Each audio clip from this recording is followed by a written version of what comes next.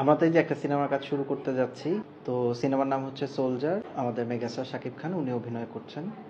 আর আমরা একটা দেশপ্রেম নিয়ে গল্প করার চেষ্টা করছি, যেখানে বর্তমান পরিস্থিতিতে আমাদের সামগ্রিকভাবে মানুষের মধ্যে যে চিন্তা চেতনা আছে সেরকম একটা গল্পই আমরা তুলে ধরছি।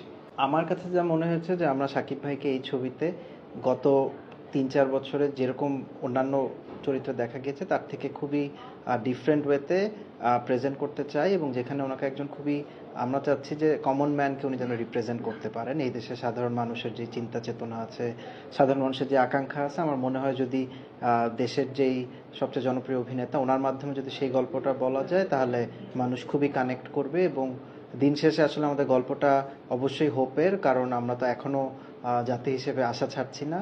আমরা অবশ্যই আশাবাদী যে ইনশাল্লাহ যত দুর্যোগ আসুক, যত প্রবলেম হোক, আমরা hopefully will reach a better future. So সেই জায়গা থেকেই গল্পটা।